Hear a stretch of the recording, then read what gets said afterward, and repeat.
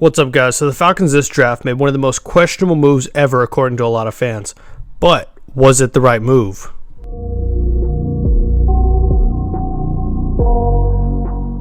During the offseason, the Falcons made what in my opinion was a really smart move and picked up one of the more consistent quarterbacks in the league in Kirk Cousins. Kirk Cousins, a 6'3", 205-pound quarterback, started his career in Washington. In his first 3 seasons, he only put up 466 yards, 854 yards, and 1,700 yards. Coming into his 4th season, he played his first full season with the Commanders, throwing for 4,166 yards on 543 attempts. Ever since then, Kirk Cousins has only had 2 seasons where he did not break the 4,000-yard mark. In 2019, he threw for 3,603 yards, and in last season, he only threw for 2,331 yards in 8 games after suffering a torn Achilles. That being said, the 35-year-old just finished his 12th season in the NFL. He is currently the 36th oldest player in the league and 7th oldest quarterback in the league. On top of his age starting to become a relative factor in the future, he also tore his Achilles last season. This is a rough injury for any player to come back from. Then, factoring in his age, I expect there will be some lingering effects from this injury, even if it's just some extra rust to shake off from this offseason. Then, as Kirk continues to age, it's not unrealistic to expect an increase in injury risk moving forward.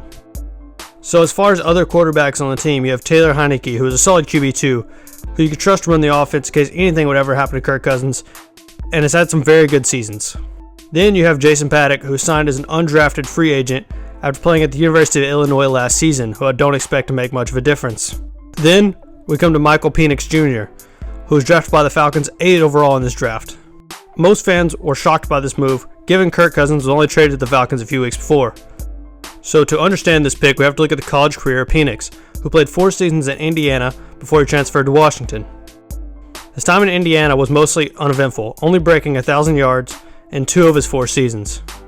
Then, during his time at Washington for 2 seasons, he threw for a 65.3 and a 65.4 completion percentage, with a whopping 4,641 yards in 2022 and 4,903 in 2023, to earn a spot in the college football championship last season.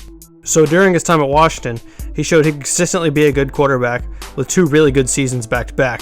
So now, what would the Falcons want with Penix when they have both Kirk Cousins and Taylor Heinicke? Well, the truth is that the Falcons are looking to make a Super Bowl run in the next few years, and they're planning for what comes after. It is no secret that Kirk Cousins has wanted a Super Bowl, and that is more than likely a large factor that led to his decision to leave the Vikings. So it is more than likely the idea behind the trade that Kirk Cousins is coming to the Falcons to look to win a Super Bowl in the next season or 2. Then during his time in Atlanta, he'll be training up Penix to either get long-term trade value or replace Kirk Cousins when he decides to move on or retire. In my opinion, the Falcons see Penix as the franchise quarterback of the future and want to give him the best opportunity to develop as they can and thrive. As for Taylor Heinicke, I can't really see where he fits into this picture after the draft, but I always suppose at the end of the day that there are 49er situations that could happen, and having a quarterback like Taylor Heinicke could really be of insurance. I definitely think it was the right move by the Falcons, getting their young quarterback of the future early and having a solid quarterback to develop him, such as Kirk Cousins. So what evidence do we have to support this theory, and who will be the supporting cast in Atlanta to make this happen, and is it possible? First off, Atlanta has one of the strongest young running back rooms with B.J. Robinson, Tyler Aguirre, and then adding J.C. McClellan out of Alabama in the draft. I would say the weak point of this offense is the receivers. They have Darnell Mooney and Rondale Moore, who both haven't broke 500 yards in the last 2 seasons. But then they have Drake London, who is still developing but has hit 866 yards and 905 yards in the last 2 seasons. At tight end, they have Kyle Pitts, who had a pretty good season in 2021 with over 1,000 yards, but fell off in 2022 with only 356 yards.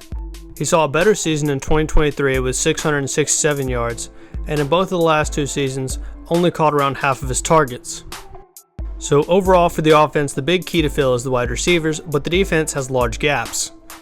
The defense in this draft filled a gap in their defense with 4 defensive players drafted. The gap they left open was their corner position. I can't say for sure if this is something that they plan to fill through a trade or what the plan is here. Is there something about his injury that makes them feel the need to hang on to Taylor Heinicke other than as an insurance policy?